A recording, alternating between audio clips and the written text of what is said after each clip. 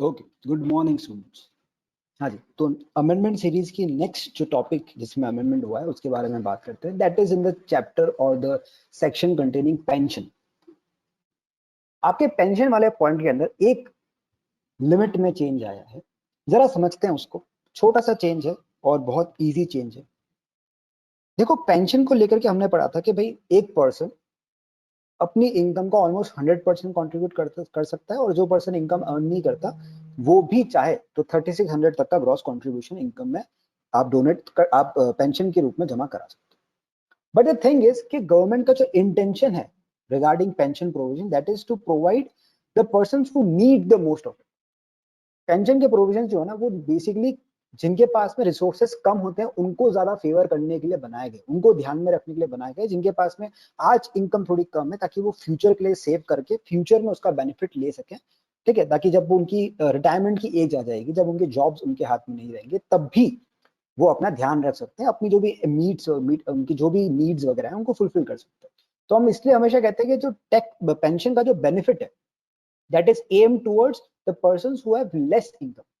But होता क्या, क्योंकि पेंशन में अगर आप कंट्रीब्यूट कर रहे हो तो आपको टैक्स बेनिफिट के रूप में काउंट होता है। तो जिन लोगों के पास में ज्यादा इनकम होती है, ज्यादा डिस्पोजेबल इनकम होती है, वो भी इस प्रोविजन का बेनिफिट उठाते हैं।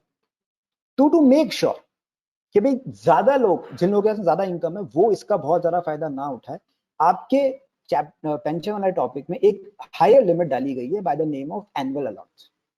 क्या आप कंट्रीब्यूट कितना भी कर सकते हो, मना नहीं कर रहा, बट अगर आपने इस लिमिट से ज्यादा, ए की जो आपकी लिमिट है उससे ज्यादा अगर आपने साल भर में कंट्रीब्यूट करा इन योर पेंशन स्कीम्स, तो अबाव एंड उसके ऊपर जितना भी आप कंट्रीब्यूट कर रहे हो उसके ऊपर आपको एक चार्ज देना पड़ेगा। तो एनुअल अलाउंस का जो चार्ज है, जो एनुअल अलाउंस की लिमिट है आपकी बेसिकली ए की, वो होती है कि भाई आप 40,000 तक कंट्रीब्यूट कर सकते हो। हम कहते हैं कि आप कितना भी करो, हम मना नहीं कर रहे, मैक्सिमम आपको कितना करना है कर सकते हो, बट जो बेनिफिट है ना, ठीक है, जो बेनिफिट है वो हम कहते हैं कि यार 40,000 तक का एनुअल ए आपका जो कंट्रीब्यूशन है पेंशन में तब तक ठीक होता है। ठीक है, 40,000 पाउंड तक का ठीक है। आप जैसे जैसे उस लिमिट को एक्सीड करोगे, हम बोलेंगे नहीं यार अब ना, क्योंकि इस लिमिट को एक्सीड कौन करेगा, इसकी इनकम ज्यादा है। तो हम कहते हैं कि यार एनुअल अलाउंस का जो बेनिफिट है हम उन्हीं लोगों को देना चाहते हैं जिनकी इनकम बेसिकली कम है। ज्यादा इनकम वालों को हमें लगता है कि यार वैसे ही तुम्हारे पास में बहुत सारे डिस्पोजेबल इनकम है, एक्स्ट्रा बेनिफिट मिलेगा तुम्हें, क्योंकि टैक्स फ्री एक तरीके से इनकम आपका अमाउंट एक्यूमुलेट हो रहा है। ठीक है, पेंशन में जो भी पैसा इकट्ठा होता है वो टैक्स फ्री एक तरीके से। ठीक है, आपके कोर्स में क्योंकि लाइफ टाइम अलाउंस वाला नहीं है, तो एक तरीके से वो टैक्स फ्री इकट्ठा हो रहा है पैसा। तो जिनके पास में ज्यादा पैसा है वो इसका ज्यादा बेनिफिट उठाएगा। तो हम कहते हैं नहीं, अब हम कहते हैं अगर किसी पर्सन की income, if a person has an income more than 2,40,000 pounds, more like 240,000 pounds, तो हम कहते हैं अब रुक जाओ, बहुत इनकम हो गई यार ये। अब आप जो कंट्रीब्यूट कर रहे हो इसके ऊपर की इनकम वाले लोग जो कंट्रीब्यूट करेंगे, हम बोलेंगे कि अब तुम्हारा ए कम करना स्टार्ट कर देंगे। हम बोलेंगे कि यार तुम 40,000 तक कंट्रीब्यूट कर सकते हो, तब तक कोई चार्ज नहीं लगता, बट जैसे जैसे इनकम बढ़ेगी वैसे वैसे लोग कंट्रीब्यूट भी ज्यादा करने लग जाएंगे, तो हम कहते हैं उनके लिए लिमिट कम करने लग जाते हैं। हम कहते हैं कि जितना भी आप डिपॉजिट कराओगे अबाउ द ए, ठीक है, उसके ऊपर आपको टैक्स देना पड़ता है, प्लस ए की लिमिट को हम कम भी करते हैं on the basis of income. तो हम कहते हैं ए के प्रोविजंस देखते हैं, उसमें थोड़ा सा चेंज आया है। पहले जो लिमिट थी वो 1,50,000 हुआ करती थी, अब जो लिमिट है वो बढ़ के 2,40,000 हो चुकी है।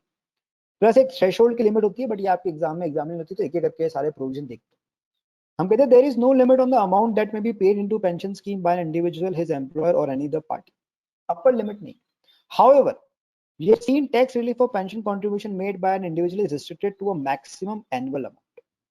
In addition, if the total of all contributions by the individual, their employer, and the third parties on which tax relief has been obtained exceeds the annual allowance, a tax charge is levied on the individual. The annual A amount for the tax year is 40,000.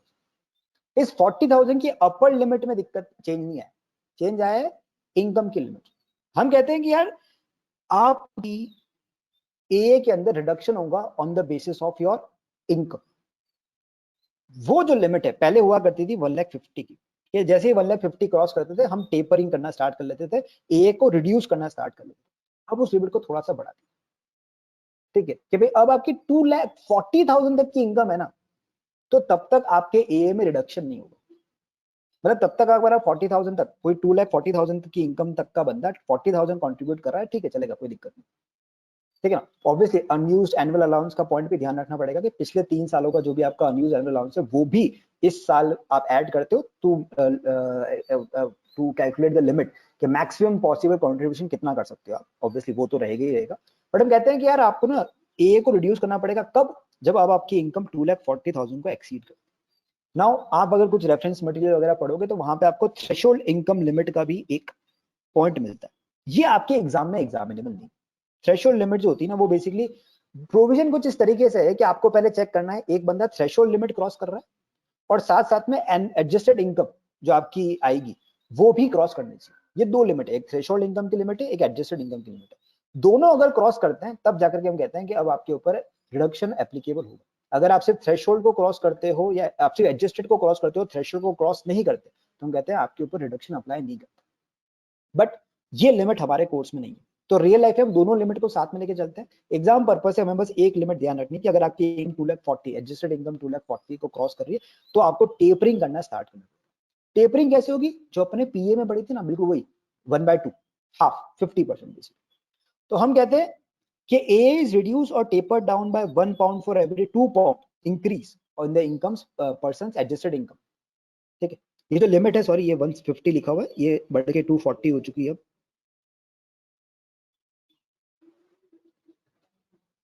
ठीक है। और एक और second change आया है कि जो minimum annual allowance का रिडक्शन था, पहले इट वाज रिस्ट्रिक्टेड टू 10,000 कि 10,000 से नीचे नहीं जा सकता, मतलब मिनिमम 10,000 तो मिलना ही मिलना है आपको ये एनुअल अलाउंस एक साल का। बट अब उस लिमिट को भी हमने रिड्यूस करके 4,000 कर लिया। तो बेसिकली देखो यहाँ पे दो तरीके से, एक फायदा दिया एक नुकसान दिया। हमने फायदा क्या दिया, हमने फायदा दिया है कि पहले सिर्फ 1.5 लाख तक की इनकम वालों को पूरा ए का बेनिफिट मिलता था, उसके ऊपर वालों की रिडक्शन मिल जाता था। तो अब हमने उस लिमिट को थोड़ा बढ़ा दिया, हमने उसको 240 तक करा ताकि थोड़ा ब्रॉडर डेमोग्राफिक कवर हो जाए बेनिफिट वाले पोर्शन। बट हमने साथ साथ में जो एक्स्ट्रा इनकम वाले हैं उनके ऊपर थोड़ा सा ज्यादा टैक्स बर्डन बढ़ाने के लिए, उनका फेयर शेयर ऑफ टैक्स बढ़ाने के लिए हमने मिनिमम अलाउंस की लिमिट को कम करके 10 से 4 पे लेके आया। अब इसका इम्प्लीकेशन क्या हुआ, इम्प्लीकेशन सिंपल हुआ। हम कहते हैं कि अब मान लो जैसे एक बंदा है, उसकी इनकम 2,80,000 आ रही है, एडजस्टेड इनकम आती है 2,80,000 की, तो हम बोलेंगे अब आप 2,80,000 की इनकम कमा रहे हो which is 40,000 more than the limit, जो आपकी एडजस्टेड इनकम की लिमिट है 2,40,000 की, अब आप 40,000 से उसको क्रॉस कर, इसका हाफ रिडक्शन होगा ए के अंदर, तो 20,000 will be reduce for a, और आपको ए सिर्फ और सिर्फ 20,000 मिलेगा, ठीक है ना। इसी की जगह कोई दूसरा बंदा आपके पास में आए जिसकी इनकम मान लो 3,20,000 आ जाए, तो बोलेंगे 3,20,000 माइनस 2,40,000, आपकी जो इनकम है वो थ्रेशोल्ड लिमिट को क्रॉस कर रही है ऑलमोस्ट 60,000 से 80,000 सॉरी, ठीक है। तो हम बोलेंगे 80,000 डिवाइड बाय 2, अब चेक करके, अब तो आपका जो रिडक्शन अमाउंट आ रहा है वो 40,000 निकल के आ रहा है, लेकिन हम बोलेंगे अब रुक जाओ, यहाँ पे अब चेंज, हम बोलेंगे पूरा जीरो भी नहीं होगा, it will always be restricted to 4,000, मतलब 4,000 का बेनिफिट तो आपको मिल ही सकता है, पहले 10 था वो 4 हो गया, तो हम बोलेंगे सर फिर लिमिट बन जाएगी यहाँ पे, तो वो लिमिट हम कैलकुलेट कर सकते हैं। हम कहेंगे सिंपल सी बात है, आपको अगर ध्यान से देखो तो 3,12,000 की इनकम की अपर लिमिट आ रही है, जैसे 3,12,000 के ऊपर कोई भी इंसान क्रॉस करेगा, उसका जो रिडक्शन अमाउंट है वो 36,000 क्रॉस कर जाएगा, ठीक है। तो 36,000 से ज्यादा का अमाउंट क्रॉस कर रहा है, इसका मतलब आपको 4,000 का बेनिफिट मिल रहा है। कैसे कैलकुलेट होता है, सिंपल सा बात है, तो हमारी लोअर लिमिट 2,40,000 है, ठीक है। इसको जैसे ही क्रॉस करेंगे, किसी पर्सन की इनकम जैसे ही इससे ज्यादा हुई, आपका ए में रिडक्शन स्टार्ट हो जाएगा, ठीक।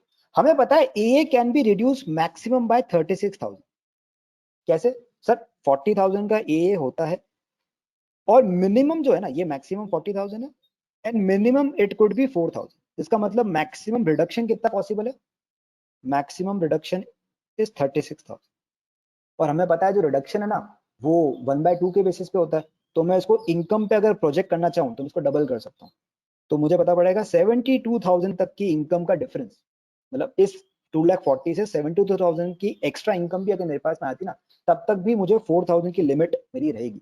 तो मैं अगर इसको ऐड कर लूँ 2,40,000 में 72, तो मेरी अपर लिमिट आती है 3,12,000, तो इसका मतलब मेरी लिमिट होगी 240 की लोअर लिमिट और 312 की अपर लिमिट, जैसे आपकी पीए के अंदर भी आपके पास में lower limit and upper limit है, तो वैसे अगर क्वेश्चन में भी यहाँ पर भी आपको 3,12,000 के ऊपर की इनकम दिख जाए तो सीधा 4000 का ए दे देना, कैलकुलेट करने मतलब। लेकिन अगर 2,40,000 से 3,12,000 के बीच की अगर अमाउंट आता है तो फिर वहां पे आपको कैलकुलेट करना पड़ेगा कितना आपको टेपर करने की जरूरत है।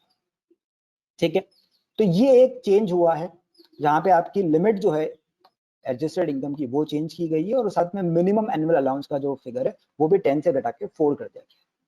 अब एडजस्टेड इनकम कैसे निकालोगे? एडजस्टेड इनकम निकालने का तरीका सिंपल है। हम कहते हैं कि आप जो आपका कंप्यूटेशन बना रहे हो उसके हिसाब से नेट इनकम निकालो। आपका जो इनकम का कंप्यूटेशन है, जो अपन ने फर्स्ट चैप्टर में स्टार्टिंग में बनाना सीखा था, ठीक है, इंडिविजुअल का, वहां पे जो नेट इनकम आती है आप उसको लो, जिसमें total income minus relief minus employer's contribution to occupational pension scheme आता है, ये आपका नेट इनकम निकल जाती है। तो वहां से उस कंप्यूटेशन से, आपके आईटी के कंप्यूटेशन से नेट इनकम निकालो, उसमें ऐड करो क्या, एम्प्लॉय का कंट्रीब्यूशन जो आपने ऊपर डिडक्ट करा था, और साथ साथ में एम्प्लॉयर के कंट्रीब्यूशन टू ऑल, इवन चाहे वो ऑक्यूपेशनल या पर्सनल, दोनों में किसी में भी अगर एम्प्लॉयर कंट्रीब्यूट कर रहा है तो उसको भी ऐड कर दो। तो आपके पास में जो फिगर आएगा वो आएगा आपकी एडजस्टेड इनकम का। ये जो एडजस्टेड इनकम का फिगर है, अगर ये 2,40,000 को एक्सीड कर जाता है तो हम कहते हैं कि वहां पे हम ए को रिड्यूस करना स्टार्ट कर देते हैं उस साल के। ठीक है, इसके ऊपर एक क्वेश्चन देखते हैं। देखो अपने पास में क्वेश्चन है, the following individuals have occupational pension schemes into which the following contributions were made during the tax year 2020-2021। Employer का कंट्रीब्यूशन बता रखा है, एम्प्लॉय का कंट्रीब्यूशन बता रखा है, टैक्सेबल एम्प्लॉयमेंट इनकम दे रखी है, there are no other source of income, जो अगर होती तो हम उसको भी इंक्लूड कर लेते हैं। तो अब देखो, अब आपको निकालनी एडजस्टेड इनकम। अब एन की एडजस्टेड इनकम निकालते हैं हम यहाँ पे। तो भी हमें पता पड़ रहा है एन की एम्प्लॉयमेंट इनकम है 2 लाख की, एम्प्लॉयर कॉन्ट्रीब्यूशन दे रखा है 5 का, और एम्प्लॉय कॉन्ट्रीब्यूशन दे रखा है 30,000 का। ठीक है ना, तो अब हमें सिंपल सी बात हमें निकालनी है इसकी इनकम। तो टोटल इनकम पहले से दे रखी है 2 लाख, उसमें ऐड कर दो क्या, उसमें से देखो अगर आपको नेट इनकम पे जाना है, ये आपकी एम्प्लॉयमेंट इनकम है, इससे अगर आपको टोटल इनकम पे आना है तो आपको लेस करना पड़ेगा पहले एम्प्लॉय का कॉन्ट्रीब्यूशन 30,000 का।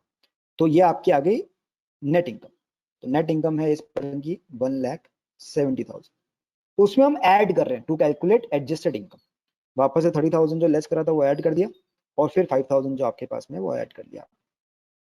ठीक है, ऑब्वियसली बात है, एग्जाम में अब इतनी मेहनत नहीं करेंगे, 30 माइनस करके 30 ऐड करेंगे अगर ऐसा दे रखा है। बट मान लो क्वेश्चन में अगर टोटल इनकम दे रखी है अपने को, तो वहां पे अपने को ध्यान रखना है कि जो आपका एम्प्लॉय का कंट्रीब्यूशन है, जो आप नॉर्मली नेट इनकम निकालने के लिए कैलकुलेट लेस करते हो, जो आपकी नेट इनकम, जो नेट टोटल इनकम आप निकालते हो एज पर योर कंप्यूटेशन, उसमें आप लेस करते हो, उसको वापस से ऐड बैक करना बहुत जरूरी है। ठीक है ना, तो अब जो आपकी इनकम आ रही है, ठीक है, वो 2 लाख रिवर्स करा 30 का, उसमें वापस से आपने क्या करा, अच्छा यहाँ पे अपने को बोल रखा है टैक्सेबल एम्प्लॉयमेंट इनकम। अच्छा, तो इसमें आपने पहले से 30,000 लेस कर रखे इस अमाउंट में, तो ठीक है, अपन उसको वापस यहाँ पे ऊपर ये लेस करने की जरूरत नहीं थी, तो सीधा अपन इसमें ऐड ही कर देंगे। तो 2 लाख प्लस 30,000 प्लस 5,000। मान लो अगर एग्जाम में ये टैक्सेबल नहीं देकर के नॉर्मल एम्प्लॉयमेंट इनकम दे देता, तो वहां पे फिर अपन क्या करते हैं, ये 2 लाख में से 30,000 लेस करते हैं, 1,70,000 आता, 1,70,000 में वापस से 30 ऐड करते और 5 ऐड करते। बट यहाँ पे मुझे टैक्सेबल उसने अमाउंट दे रखा है, इसका मतलब ये वैसे ही आपकी नेट इनकम का फिगर है। तो ठीक है, यहाँ पे आपको फिर ये 30,000 लेस करने की जरूरत नहीं पड़ी। बट अगर एग्जाम में यहाँ पे टैक्सेबल वर्ड नहीं होता, तो मैं जैसे अपन पहले कर रहे थे 2 लाख माइनस 30,000 1,70,000, उसमें फिर 30 ऐड करते और 5 ऐड करते। बट यहाँ पे टैक्सेबल बोल रखा है क्योंकि इसने टैक्सेबल मतलब ये सारे फिगर एडजस्ट करने के बाद का अमाउंट है, तो उसमें आपने पहले से ही एम्प्लॉय कॉन्ट्रीब्यूशन लेस कर रखा होगा। तो ठीक है, तो अपन यहाँ पे सीधा 2 लाख में 30 प्लस 5 ऐड कर देंगे, तो अपना फिगर हो जाएगा 2,35,000 का। नाउ माय लिमिट इज 2,40,000, मेरी लिमिट अब बढ़ चुकी है, माय लिमिट इज 2,40,000, ये 2,40,000 के नीचे है। तो इसका मतलब यहाँ पे इसको ए का कोई भी रिडक्शन नहीं मिलेगा, यहाँ पे ए का कोई भी रिडक्शन नहीं मिलेगा। तो इसके लिए मैक्सिमम ए कितना है, इसके लिए maximum a allowed is 40,000, and इसका कंट्रीब्यूशन देखोगे दैट इज 35, 30 प्लस 5, तो 40,000 की लिमिट है, 35 का कंट्रीब्यूशन है, तो कोई एनुअल चार्ज नहीं लगेगा। ठीक है, आपने कोई एक्स्ट्रा कंट्रीब्यूशन कर भी नहीं रखा है।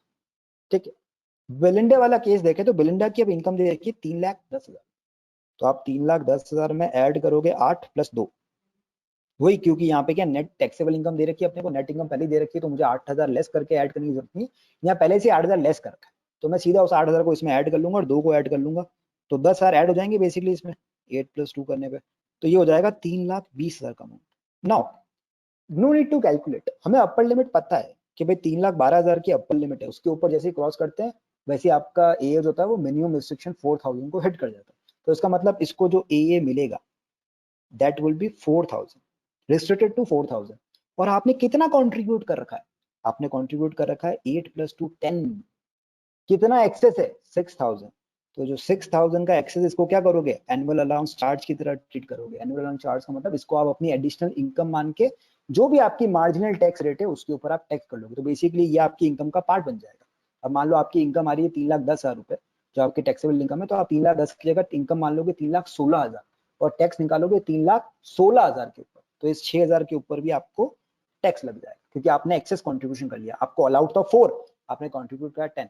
अब ऑब्वियसली बात है, यहाँ पे क्वेश्चन आता है कि सर यहाँ पे पिछले 3 साल का भी तो लेंगे। तो देखो रियल क्वेश्चन जब आएगा तो उसमें आपको 3 साल का जो होगा वो पॉइंट दे रखा होगा, बट जहां पे मेंशन नहीं कर रखा है ना कुछ भी, तो वहां पे अपन इस साल की कैलकुलेशन ही कर रहे हैं, ये मान लें। जब तक क्वेश्चन स्पेसिफिकली अगर तुमसे चाहेगा कि वो पिछले 3 साल के अनयूज अलाउंस की कैलकुलेशन को भी इंक्लूड करो, तो वो बोलेगा आपको, ठीक है। यहाँ पे नहीं बोल रखा है, तो यहाँ पे हम सिर्फ इस साल के हिसाब से कैलकुलेशन करके बताएं। And the last is Carol. Carol की इनकम अपने को दे रखी है 2,50,000 की और 12 + 20, तो कैरल की इनकम हो जाएगी 250 + 12 + 20, तो ये हो जाएगी 2,82,000। अब 2,82,000 की आपकी इनकम है, ठीक है। लिमिट है हमारे पास में 2,40,000 की, 2,82,000 की इनकम है, 2,40,000 की आपके पास में लिमिट है। तो आपने कितना एक्सीड करा सर, आपने 42 से एक्सीड करा, तो 42 मल्टीप्लाई बाय हाफ, 50% डिडक्शन मिलेगा अपने को। तो इसका मतलब आपको 21,000 से अपने अलाउंस को रिड्यूस करना पड़ेगा। तो 40,000 इज मैक्सिमम अलाउड, 21,000 का रिडक्शन लेना पड़ेगा इस बंदे को। तो 40 - 21, तो मतलब 19,000 इज अवेलेबल। कितना कंट्रीब्यूट करा है सर? सर 19,000 अवेलेबल है, कंट्रीब्यूट करा है 12 + 20, 32 का कंट्रीब्यूशन है सर। 32 का कंट्रीब्यूशन, 19 का अमाउंट अलाउड हो गया, तो इसका मतलब एक्सेस कंट्रीब्यूशन कितना है?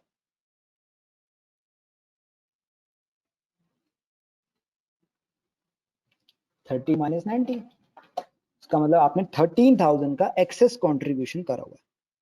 ये 13,000 कैसे ट्रीट होगा भाई? आपकी जो इनकम आएगी ना, उस इनकम में आप इसको ऐड कर दोगे। तो सर आपकी इनकम हमें दे रखी है 2,50,000, उसमें हम इसको ऐड कर लेंगे 13,000 को, और उसके ऊपर आपका टैक्स निकल जाएगा, बात खत्म, ठीक है। तो ये 13,000 आप अपनी इनकम में ऐड करके इसके ऊपर एडिशनल टैक्स चार्ज कैलकुलेट करोगे, जिसे अपन एनुअल अलाउंस चार्ज भी कहते हैं।